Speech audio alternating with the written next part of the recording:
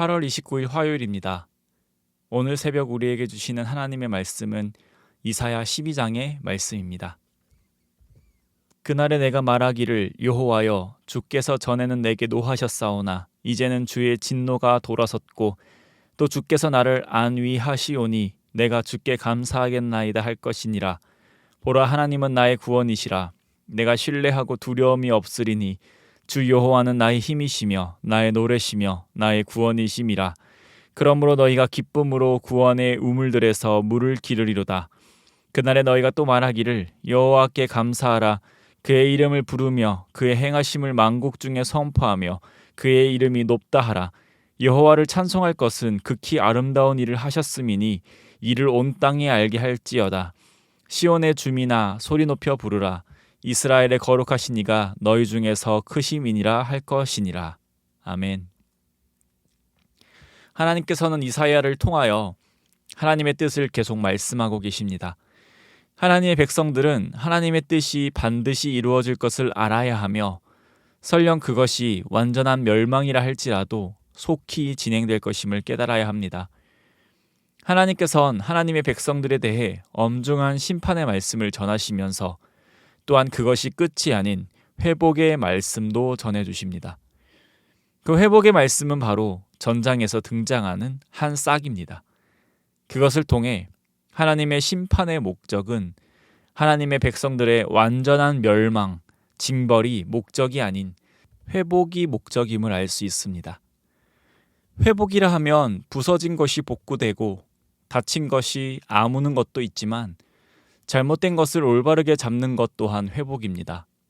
하나님에 대한 잘못된 지식, 잘못된 종교 관습, 잘못된 행위들, 하나님께서 원하시는 것에서 벗어난 모든 것을 괴롭고 고통스럽지만 고난과 징계를 통해서 수정하고 다시 하나님 앞에서 올바른 모습으로 돌이키는 것 또한 회복입니다.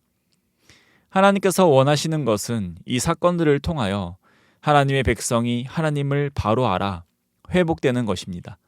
그리고 그들의 원래 소명과 사명을 위해서 축복의 통로로 살아가길 원하셨습니다. 오늘 본문 12장은 무척이나 짧습니다.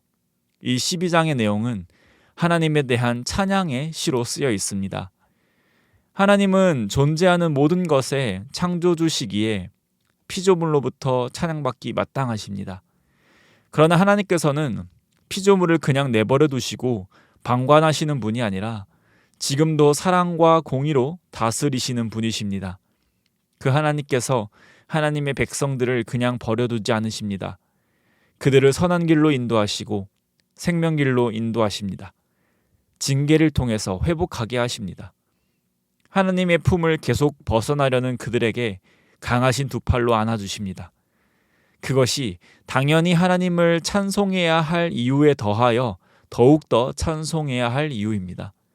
그렇기 때문에 12장에서 노래하는 것과 같이 하나님만이 참 구원이시고 힘이시고 노래십니다. 그런데 유다는 어떻게 하나님으로부터 용서받았을까요? 하나님의 심판은 유다와 이스라엘의 죄악으로 인한 것입니다.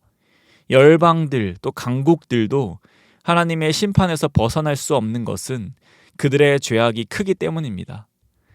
그들이 하나님께 벌을 받는 건 당연합니다. 그들의 죄악이 심히 크기 때문입니다. 그런데 하나님께서는 이들을 회복시키십니다. 하나님께서 이들을 회복시키신다는 것은 그들의 죄악을 용서하셨다는 것입니다. 그들이 용서받는 것은 그들의 죄악이 없어질 만큼 충분히 벌을 받았기 때문일까요? 그들이 지은 죄는 용서받을 수 있는 성격의 죄가 아닙니다. 또한 특정적으로 그들뿐만이 아니라 사람은 죄인으로 그 죄값을 다 치를 수 없습니다. 죄값을 치를 수 있다면 그것은 회복이 없는 철저한 심판에 의한 멸망일 것입니다. 모든 인류가 하나도 남김없이 하나님과의 완전한 단절인 지옥에 떨어져야 할 것입니다. 그러나 하나님은 그들을 또 우리를 회복시키려 하십니다. 어떤 이유에서인가요? 그것은 바로 한 싹으로 인함입니다. 그리고 우리가 알고 있는 이새의 줄기에서 난 한 싹, 이새의 뿌리에서 난 한 싹은 바로 예수 그리스도이십니다. 예수 그리스도로 인하여서 우리는 놀랍게도 하나님께서 회복하시는 은혜를 얻었습니다. 죄인인 우리가 하나님의 자녀, 백성이 될 수 있는 것은 우리가 그 죄에 합당한 대가를 치른 것도 아니고 우리가 하나님의 용서를 받을 만한 공로를 세워서도 아닙니다. 그저 하나님의 사랑으로 우리를 구원하기로 작정하셨고 하나님의 진노가 예수 그리스도께로 온전히 향했기에 가능한 것이었습니다. 우리는 그저 눈을 멀뚱히 뜨며 넋놓고 있을 때 선하신 하나님의 일하심으로 영원한 멸망으로 달려가는 자들이 아니라 구원을 약속받은 자로서 살아가게 된 것입니다. 사랑하는 성도님, 오늘도 우리는 하나님의 사랑으로 예수 그리스도의 십자가의 사랑으로 인해서 살아갑니다.